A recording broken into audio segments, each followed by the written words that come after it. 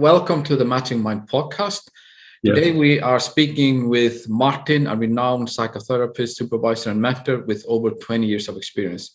He's a regular contributor to the press, a social entrepreneur, and a great supporter of online therapies. He's also elected chair of the United Kingdom Council for Psychotherapy. Martin is a clinical advisor to MatchingMind. Martin, just to sort of kick off before we get into the really serious stuff, can you tell us a bit about yourself? Are you a tea drinker or a coffee drinker? Oh, always coffee till 11 o'clock. And I get up at 5, so that's 6 hours of coffee, right? That's not bad. That's a good run for coffee, yes. When you travel, do you have an itinerary or do you travel without one? No, I only travel to go somewhere. You know, I've been in business for many, many years. So I travel mostly on business, which I liked, right? Because I didn't pay for it. That's the great advantage of it. Now I always have an itinerary because I'm going somewhere, a conference or something. Or Now, here's one that I hope you can answer, maybe not. I struggle to answer it.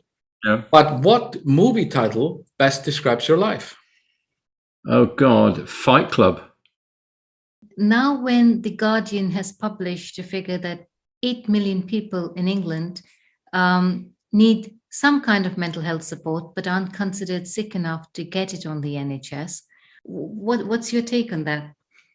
Well, I think we all need help at some time or another. Most therapists start off as patients. In fact, almost all start off as patients because you have to go for 5 years into therapy. It's one of the things you've got to do.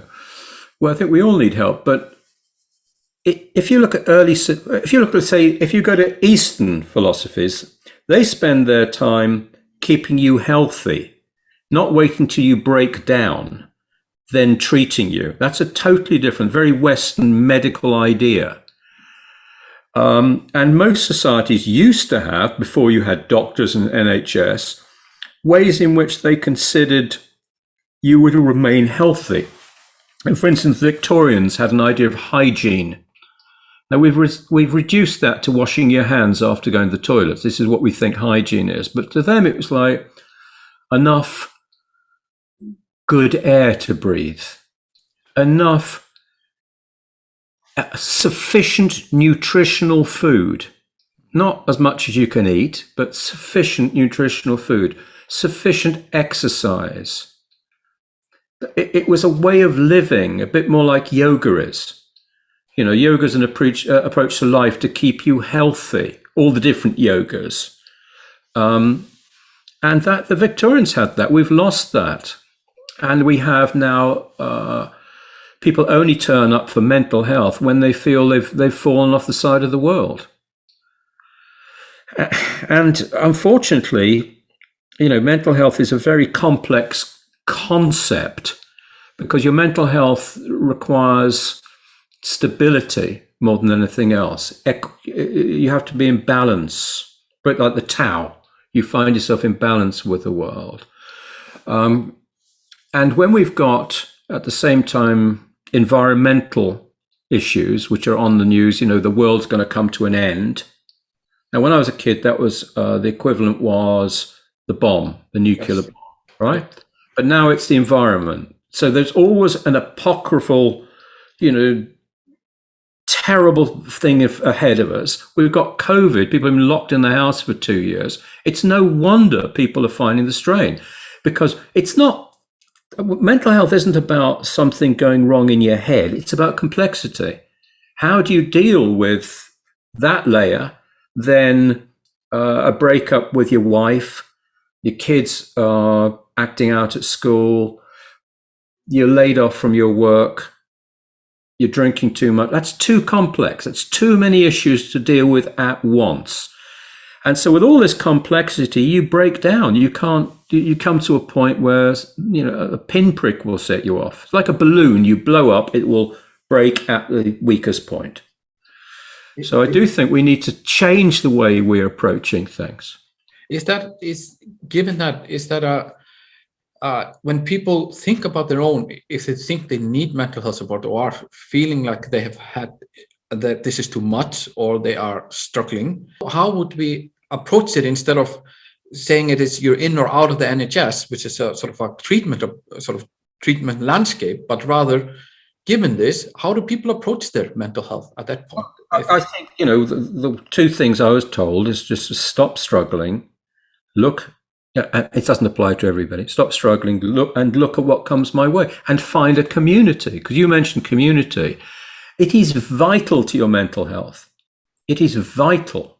Without it, your mental health will always be stretched, because you can't do everything on your own. You need those supports. And there was a very interesting book by Johann Hari, who's a journalist and who writes on depression. And his whole cure is community, finding a community that works for you or joining in. Ram Dass, who was Dr. Richard Alpert, who was one of the original Harvard psilocybin guys, became a Hindu. And he said to his master, his guru, who was quite famous, said to him, "How do I get closer to God? How do I become enlightened?" And the guy said, "You feed people." Which was like putting something back. Just forget yourself for 2 minutes, please. Get over yourself, right? You're not that important. And get over yourself and start doing something for others. And that is the reward of psychotherapy for psychotherapists. And it is also a path to health. Yeah. Right? So I wanted to exactly get onto that with the self-care steps. I want to touch on, but what you said that one thing is to find a community. It's self-care may not be look just inward and try to do that. Another thing you said was think about others, do for others. Are these the main self-care steps that you think, or is there anything else? That's what I do, because look, my self-care is pretty awful. I don't sleep. I drink coffee, a lot of it, eat badly, etc. No, I don't take care of myself that much, but I concentrate mostly on other people during the day. Yeah, and it's made a massive difference. There's someone, if you take someone like Florence Nightingale, who's a great British heroine, when we didn't have many heroines, she's a great British heroine. If you read her early stuff, she's crazy. She's just a weird cat. She's just a very strange woman. But when she went to the Crimea, she spent 6 months with not a thought of herself. She was just looking after the wounded all day. As long as she was awake, she was looking after others. And it created in her one of the most sensible women of her age. She did tons of work when she came back on prison reform. But when she left the House of Commons and, left the political side, she went a bit batty again. She was just on her own. We're not built to be on our own. We're built to connect. And in our next podcast, we continue talking with Martin about his own fascinating journey in search for community and purpose, and the seeds of change that started with a shared sandwich under the train tracks.